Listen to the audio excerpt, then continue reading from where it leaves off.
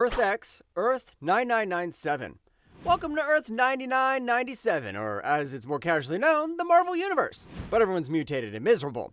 This world begins its descent when Black Bolt, in a bold act of let's fix everything forever, releases Terrigen mists into the atmosphere, triggering global mutation. Spoiler, it doesn't fix everything. Humanity's mass evolution into inhumans wrecks economies, sterilizes populations, and leads to civilization collapse faster than you could say X-Gene. The Celestials, those space gods with the parenting skills of an absentee demigods, are revealed to have seeded Earth as a cosmic egg, using humanity as immune cells. So yeah, your powers aren't a blessing. Your white blood cells defending a planet fetus. Norman Osborn becomes president, and you know that's never good. Mephisto becomes a cult leader with real power, and the streets are ruled by mutated gangs, zealots, and people trying to use their new bone spikes to find toilet paper. Even Galactus gets jobbed, leaving Franklin Richards to fill the role because why not give the job of cosmic balance to an emotionally unstable teenager? And in the middle of all this, Mar-Vell, now a deathless cosmic messiah, builds a paradise in the negative zone that's also a death trap. Everyone's either immortal, undead, mutated, or losing their minds, and nobody seems thrilled about it. In short, Earth X is what happens when every Marvel idea, mutation, divinity, power gets dragged through a Lovecraftian blender. It's an apocalyptic existentialism dressed in spandex, and it's bleak, brilliant, and bonkers. Marvel 2099 Earth 928. Earth 928 is where the future is chrome-plated, corporately trademarked, and thoroughly screwed. By the year 2099, society's collapsed into a cyberpunk hellscape, where megacorporations run the planet like dystopian theme parks. Following the mutant-human war, most mutants are extinct or in hiding, and the US is a balkanized mess of submerged cities, acid rain, and weaponized shareholder meetings. The real power players, conglomerates of Alchemax and Stark Fujikawa, who own the cops, the laws, and probably your DNA. The rich have literally ascended into the sky. Black Carters live in floating fortresses, while the rest of humanity chokes on smog, dodging lethal drones employed by the public eye. Enter Spider-Man 2099. Miguel O'Hara, a geneticist turned glitch in the corporate machine, accidentally injects himself with spider DNA while trying to detox addicts from a designer drug his employer secretly pushes. Classic HR violation. Now armed with claws, fangs, and a fierce anti-capitalist streak, he becomes the neon-lit hope of Nueva York's lower levels. Elsewhere, Jake Gallows becomes the Punisher 2099 after his family is murdered by an untouchable elite. And Victor Von Doom, because of course he survived, returns as Doom 2099 to claim political power with his signature mix of fascism and flair. What makes Marvel 2099 so bleak isn't just the flying cars and biometric prisons, it's that heroism must survive in a world actively built to erase it. When justice is trademarked and freedom costs extra, even the noblest vigilante becomes an unlicensed hazard. Cancerverse, Earth 111. Earth 111, ominously dubbed the Cancerverse, is what happens when death doesn't just lose, it gets evicted. In this twisted reality, Captain Mar-Vell, facing terminal cancer, makes a cosmic deal with the eldritch many-angled ones. Banish death in exchange for life eternal. The result? A universe that cannot die, but absolutely should have. Without death, biology goes feral. Everything people, planets, even ideas mutates into necrotic overgrowth. Heroes rot in place, yet remain sentient, corrupted into cultish avatars of the many-angled ones. The Avengers become Revengers, spreading life like a spiritual infection. Iron Man's armor grows like cancerous bone. Hulk's rage never ebbs. Franklin Richards? He's now a divine nesting doll for cosmic gods who really love tentacles. This reality oozes out the fault, which is an interdimensional scar left in the wake of the War of Kings, and sets its sights on an Earth 616. Led by undead zealot Lord Mar-Vell, the Cancerverse launches an invasion to kill death itself. But their arrival triggers a rare alliance. Thanos, aka Death's creepy ex, Galactus, the Nova Corps, and the Guardians of the Galaxy all team up to hold the line. The final twist, Mar-Vell's ritual backfires and actually summons Death into the Cancerverse.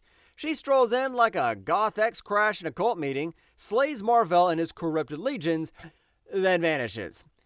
The realm still lives because Death can't stick in a place that denied her existence. The Cancerverse remains sealed, festering inside Dr. Spectrum's prism, less a parallel universe, more a cosmic tumor waiting to metastasize. Days of Future Past, Earth 811. Earth 811 is the worst case scenario that hits every mutant doomsday forecast. It all begins with a ripple from the Dark Phoenix saga. Jean Grey survives, marries Scott Summers, and has a daughter, Rachel Summers, who inherits psychic gifts and a front row seat to humanity's slow descent into genocidal madness. The turning point? Halloween, 1980. The Brotherhood of Evil Mutants assassinates Senator Robert Kelly, along with Charles Xavier and Moira MacTaggart. The fallout? A mutant control act that starts as unconstitutional and ends as North America's new gospel. By 2000, Sentinels rule the continent with the subtlety of jackbooted fascists in mech suits, vaporizing or imprisoning mutants, superheroes, and anyone remotely interesting. The US becomes a scorched police state where survivors are branded into categories. H for humans, A for anomalies, and M for mutants. Then shoved into internment camps with anti-power collars and all the cheer of the gulag with laser fences. The resistance is led by grizzled war veteran Wolverine, Storm, and Colossus, joined by a much older, much angrier Kate Pryde. Their last shot at hope? Rachel physically shoves Kate's consciousness into her 1980 self in Earth 616, trying to stop Kelly's assassination before the timeline spirals into fascism. It works, mostly. Earth 811 still exists, but Earth 616 is spared. Rachel ends up stranded in the better reality, joining Excalibur while her own world burns in perpetuity. Earth 811 remains the cautionary tale. When fear becomes law and compassion becomes treason, the only way out is through time, blood, and psychic Hail Marys. Marvel Noir, Earth 90214. Earth 90214 drops the spandex and trades it for trench coats, fedoras, and a lot of cigarette smoke. Welcome to Marvel Noir's universe, where justice is as crooked badge, hope is on the lam, and everyone sounds like they've got a flask in one pocket and a revolver in the other. In this grimy 1930s reimagining of Marvel's world, heroes are bitter, broken men, and a few equally bitter women, nursing scars from a city that chews idealism like day-old gum. New York's skyline looms over speakeasies, blood-stained alleyways, and backroom deals where villains like the Kingpin, Crime Master, and the Purple Man run the show with bootlegged super serum and mind control juice. Spider-Man Noir is no wisecracker. He's a trench-coached vigilante who quotes revolutionaries and doesn't mind blowing up a mob boss or two. Wolverine's not a hero. He's a blade for hire with more baggage than a Grand Central luggage cart. And Jean DeWolf? She's an FBI agent who's about 3 ethics violations away from becoming the people she's chasing. In Earth 90214, there is no cosmic cubes or multiversal reset. Just slugs in the chamber, grudges in the heart, and a whole lot of moral compromise. It's Marvel stripped of spectacle, leaving behind cigarette ash and moral rot. Because in this world, the only thing super about heroes is how fast they can vanish into the shadows when the job's done. Noir doesn't ask if the good guys win. It asks if they can live with what it costs to survive. Future Imperfect, Earth 9200. Welcome to dystopia. I'm not kidding. It's also literally called dystopia. On Earth 9200, civilization has been nuked into oblivion, and the last city standing is ruled by Maestro, a centuries-old, radiation-saturated Hulk who's smarter, meaner, and infinitely more terrifying than his 616 counterpart. He's not smashing for justice anymore. He's smashing because he won. After surviving a global nuclear holocaust, Bruce Banner mutates into the Maestro, a despotic god king with a throne made of shattered dreams and superhero memorabilia. His palace is a macabre museum. Cap's broken shield, Thor's hammer, Iron Man's helmet, all grim trophies of a world that tried to resist him and failed. His rule is absolute, enforced by the gravity police, and hideous creatures stitched from leftover DNA in spite. A rebel named Janice Jones, yes, descended from Rick, brings the past Hulk into his nightmarish future, hoping he'll be the one person strong enough to dethrone his own monstrous future self. Cue a battle of Gamma Titans, a philosophical smackdown between what was and what could be, with world-shattering consequences. The true horror isn't just a nuclear ash or a techno-fascist rule. It's the realization that this isn't some evil clone. This is Bruce Banner. Given time, grief, and enough fallout, even our strongest hero becomes its worst tyrant. Future Imperfect doesn't just ask, what if the Hulk lost control? It asks, what if he gained it and liked what he saw? House of M, Earth 58163. Earth 58163 is what happens when grief, god-tier powers, and family drama collide in spectacularly catastrophic fashion. After the chaos of Avengers dissembled, Wanda Maximoff, aka the Scarlet Witch, completely breaks down. Egged on by her brother Pietro and guilt-ridden father Magneto, Wanda rewrites reality to reflect her heart's desires. Mutants on top, humans at the bottom, and the Maximoff family ruling it like a dysfunctional royal court. In this warped utopia, mutants make up half the population and live like celebrities in gene-boosted luxury. Magneto sits on a throne atop Wundagore Mountain, doling out mutant privilege while humans are shoved into ghettos, denied rights, and surveilled like a bad dystopian Netflix series. It's mutant supremacy with a propaganda budget and a scary efficient PR team. Every facet of life is micromanaged by the House of M. Education, military, media, even who you can marry. Step out of line and you might find yourself re-educated in a cozy subterranean facility with 0 Yelp reviews. History is rewritten to cast Magneto as the world's savior, and humans as the barely tolerated extras in his mutant paradise. But the illusion cracks. As glimpses of Earth 616 bleed through Wanda's mind, her trauma resurfaces, and in one devastating moment she whispers, "No more mutants." Just like that, 90% of mutant kind vanishes. Reality snaps back, but the damage is done. House of M is basically a haunting reminder that when grief meets omnipotence, reality itself becomes collateral damage. Marvel Apes, Earth 8101. Earth 8101 is the Marvel Universe if Planet of the Apes and a 3 a.m. fever dream had a baby, and then it gave superpowers and a deep, disturbing bloodlust. Everyone you know and love, they're now simians. Spider-Man is Spider-Monkey, Iron Man is Iron Mandrill, and the X-Men, hairier, angrier, and somehow even more persecuted. But don't be fooled by the banana peels of Banana Republics. This world is no joke.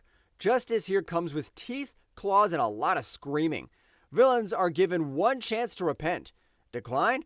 You're publicly beaten to death by the Ape Vengers. Yes, they literally club dissenters like it's a gladiator pit in Caesar's Rome.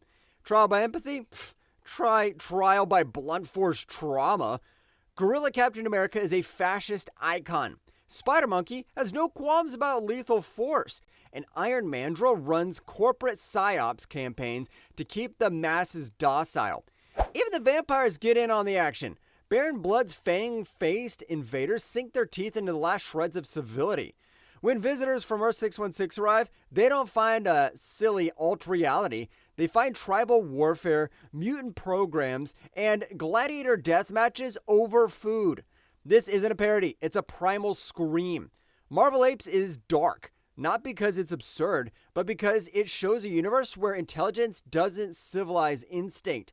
It weaponized it. Punisher kills the Marvel Universe, Earth 95-126. Earth 95-126 is the nuclear fallout of one man's grief aimed like a sniper rifle at the concept of heroism. When Frank Castle's family is obliterated during a battle between the X-Men and alien invaders in Central Park, not one superhuman steps up to take responsibility. The Avengers shrug it off. The X-Men hide behind ideology. So, Frank does what Frank does best. He picks up a gun and makes a list. Backed by a cabal of wealthy victims of superhuman collateral damage, Castle launches a one-man war against gods, mutants, and monsters alike. Spider-Man and Venom die in the sewers. Wolverine, skull crushed in brutal hand-to-hand combat. Captain America, shot in public. Even the Hulk isn't safe. But this isn't a power fantasy. It's a descent. Every life Castle takes, every hero he executes, strips another layer of his humanity. When he discovers Daredevil's Matt Murdock, the same man who once defended him in court, he pulls the trigger anyways. And then, with no one left to kill, Frank Castle ends his own story the way he can. A final bullet. Not of vengeance, but of despair. Earth 2230 isn't just dark. It's a scorched moral vacuum where grief becomes genocide and justice dies in the crossfire. Marvel Zombies Earth 2149. Earth 2149 is a universe where the line between hero and horror rots away. Literally. It all begins when an interdimensional hunger, aka zombified sentry, crashes into the planet, infecting Earth's mightiest heroes with a zombie virus unlike any other. These aren't your slow, shambling ghouls. These zombies retain full intelligence, memories, powers, and the disturbing clarity to enjoy what they've become. Evil Wolverine's healing factor doesn't cure him, it just keeps his decaying body intact long enough to keep feeding. New York City collapses first under the gnashing jaws of Captain America, Iron Man, and Spider-Man.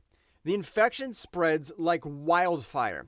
Super geniuses can't outthink it, gods can't outfight it, and sorcery only delays the inevitable. Strongholds like Asteroid M in Wakanda fall one by one, with survivors such as Black Panther and Magneto reduced to fugitives in a world of walking nightmares. Eventually, the last vestiges of humanity vanish, and the zombies turn their attention to the stars. After absorbing Galactus' power cosmic, because apparently cosmic cannibalism is on the menu, they become the zombie galacti, celestial predators with stretchy stomachs and zero impulse control.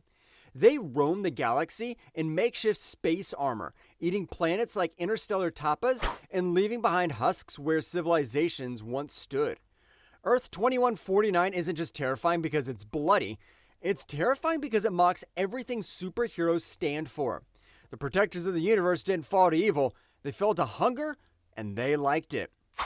Marvel 1602 Earth 311. Earth 311, tights and capes meet ruffs and powdered wigs. This reality begins unraveling the moment Earth 460's Captain America is flung back into 1587, because obviously the best way to preserve time is to drop a super soldier into the middle of the Tudor dynasty. The ripple effect bursts metahumans centuries too early, now labeled witch breed, and trust us, the Inquisition is not amused. In this Elizabethan remix, Sir Nicholas Fury acts as Queen Elizabeth I's lethal fixer, while Dr. Stephen Strange serves as a royal physician and reluctant sorcerer. Over in Latveria, Count Otto von Doom, aka the Handsome, because vanity transcends timelines, conducts alchemical experiments that make Black Mirror look like Renaissance fair. Meanwhile, young Peter Pargois, aka the Spider, is basically Shakespeare's Spider-Man, a squire turned masked vigilante, less friendly neighborhood and more plague-dodging alley crawler.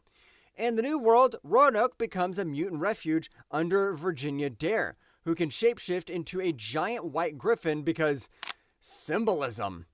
Charles Xavier forms a secret school for witch breed, shielding them from inquisitional burnings, while Enrique, the Magneto analog and Grand Inquisitor, flips the script with his own radical agenda. Oh, and did we mention dinosaurs? Thanks to timeline fractures, thunder lizards now roam colonial forests and blood-colored storms rain frogs. Yes, the apocalypse is here is equal parts X-Men and Book of Exodus. Marvel 1602's darkness lies in its mix of paranoia, piety, and pre-modern power. In a world where miracles are heresies and justice is dispensed by stake or sword, even the most heroic souls must tread lightly or be a mold for their marvels. Ultimate Universe, Earth 1610. Earth 1610, better known as the Ultimate Universe, is Marvel's bold experiment in realism, cynicism, and oh so many character deaths. Launched in 2000 as a reboot for modern readers, it didn't just update origin stories, it took a baseball bat to the idealism of Earth 616 and asked, what if your favorite heroes were real and kind of terrible? Peter Parker is a broke teen juggling Spider-Man with algebra homework and somehow still manages to die tragically. The Ultimates aren't beloved heroes. The militarized government assets embroiled in Middle East proxy wars and internal PR disasters. Captain America calls people sissies and threatens to punch France. Tony Stark's helmet is more sober than he is. And Thor? He might be a god or a delusional eco-terrorist with a hammer kink. Jury's out.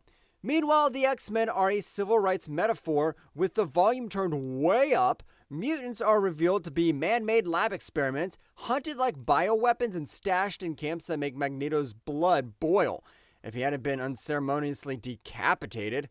And then there's the ultimate Reed Richards. He starts as a sweet, stretchy nerd and ends up as the Maker, a reality-warping megalomaniac who builds a living techno-city, nukes Washington, and casually breaks the multiverse. So, character development. Eventually, Earth 1610 gets obliterated in Secret Wars because even Marvel couldn't keep track of all the trauma. But some survivors, shout out to Miles Morales, escaped to Earth 616 carrying the ultimate legacy, hope buried beneath the rubble of realism. It's gritty, brutal, and oddly poignant. A universe where the heroes didn't fall from grace, they were shoved. Old Man Logan, Earth 807-128. Earth 807-128 is basically the universe where every supervillain stops monologuing and starts networking. Under the Red Skull's leadership, they launch a coordinated massacre of Earth's heroes, splintering the U.S. into lawless territories. Doctor Doom gets his slice, Kingpin another, and the Abomination holds the West, until Hulk decides family reunions should be radioactive and cannibalistic. Logan, once Wolverine, is a broken man. After being tricked by Mysterio into slaughtering the X-Men in a horrific illusion, he hangs up his claws, literally, and retreats to a patch of dust in Hulkland, which is formerly Sacramento. There, he marries Maureen, raises 2 kids, and pays rent to the Hulk Gang, a pack of inbred gamma psychos who think extortion is a family value. Logan swallows humiliation, lets himself get beaten, and refuses to fight. Not out of cowardice, but because he's terrified of himself. Enter Old Man Hawkeye, blind, sarcastic, and in need of a road trip buddy. Together, they embark on a perilous delivery quest across America, dodging T-Rexes, Mad Max-style gangs, in a world that's basically Fallout with capes. Along the way, Logan is forced to reckon with his past, his rage, and the reality that pacifism doesn't work when the rent is due in blood. Eventually, the dam breaks, the claws come out, and what follows is less a redemption arc than a blood-stained requiem. Old Man Logan is a brutal elegy for a hero who didn't just lose the war, he survived it. And survival, in this universe, turns out as the cruelest punishment of all. Age of Apocalypse, Earth 295. Welcome to Earth 295, where everything went wrong really fast. The chaos starts with Legion, Charles Xavier's chronically unstable son who travels back in time to kill Magneto and ensure Daddy's dream of peace. Classic Oedipus complex with lasers. Unfortunately, Legion accidentally kills Xavier instead. Oops. The timeline implodes, reality fractures, and boom, welcome to the Age of Apocalypse. With Xavier gone, Apocalypse rises centuries ahead of schedule and turns North America into a dystopian gym class, where only the fittest survives. Mutants rule, humans are either enslaved or exterminated, and the few survivors live under tyrannical rule, seawalls, and daily existential dread. Across the Atlantic, the human High Council keeps one finger on the nuke button, hoping diplomacy can hold back extinction for just one more day. Ironically, it's Magneto, now haunted by Xavier's legacy, who forms the X-Men, trying to protect both humans and mutants from Apocalypse's nightmare regime. They operate from Avalon, fighting a losing war against horsemen, genetic abominations, and the kind of sci-fi war crimes even Mojo would flinch at. Eventually, Bishop, Ilanya Rasputin, and Destiny risk everything by diving into the Mkaran crystal, trying to unmurder Xavier and restore the timeline. It works, sorta. Earth 616 is saved, but Earth 295 is sealed off like a cosmic garbage bin. Jean Grey, ever the overachiever, makes sure the hellscape continues to exist. Just in case. So yes, one man's time travel therapy session doomed an entire world. Good intentions meet cosmic catastrophe. Spider-Man Reign, Earth 70237. On Earth 70237, Spider-Man isn't amazing, spectacular, or even friendly. He's retired, grieving, and selling flowers under a fascist regime. In Spider-Man Reign, Kari Andrews gives us a generic Peter Parker whose most fearsome enemy isn't the Sinister Six, it's mourning, memory, and the mind-numbing tyranny of Mayor Walter's surveillance state. Decades after Mary Jane's death, caused tragically and disturbingly by exposure to Peter's radioactive fluids, Spider-Man was literally toxic in bed. New York is locked down by the Web Defense Network. Force fields, drones, and a government so paranoid it makes Hydra look like Greenpeace. The Sinister Six, decrepit versions of Spidey's old rogues, are kept on metaphorical and literal leashes, complete with explosive collars like the world's saddest dog park. J. Jonah Jameson, now older and grayer but somehow less angry, hands Peter his black mask and the call to arms.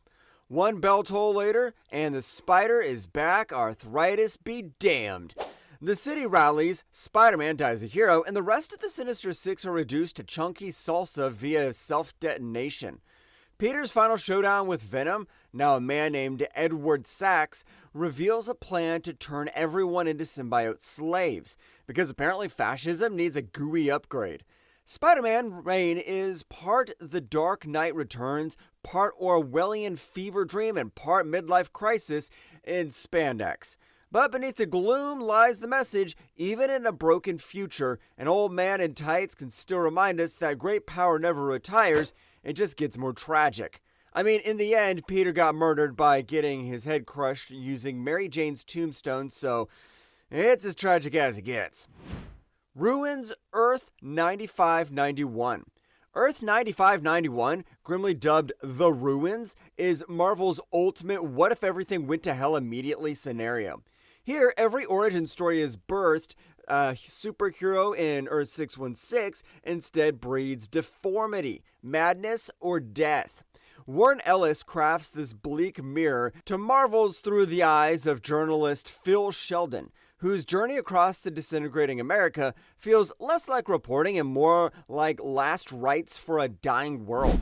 There are no heroes here. Reed Richards' space flight ends in a fiery tomb where Ben Grimm bails last minute. Peter Parker doesn't gain spider powers, he contracts a grotesque, contagious rash that kills him in agony. Bruce Banner doesn't Hulk out, he mutates into a fleshy gamma cancer sac. And Charles Xavier? Oh, he's President X now, a deranged autocrat locking mutants in Texan concentration camps under the pretense of mercy. The Avengers are ash in the wind. Iron Man leads a doomed anti-fascist rebellion that ends with a Patriot missile vaporizing his Quinjet. Captain America's shattered shield lies abandoned like a tombstone for hope. Even the cosmic pantheon isn't spared. Galactus dies crashing into Mars while Silver Surfer bleeds out on a forgotten slab of space rock. Magic, science, dreams? All dead, rotting, or weaponized. Phil Sheldon dies at the end too, infected by Parker's plague. His notes remain as Earth 9591's only epitaph. The ruins aren't just a cautionary tale. They're a howling void where optimism goes to get eaten alive by realism and a moldy trench coat. That's it for this one. If you liked the video, hit that like button, subscribe for more, and ring the bell so you never miss a drop. Want more comic breakdowns? Check out this video right here. Cheers and see you in the next one.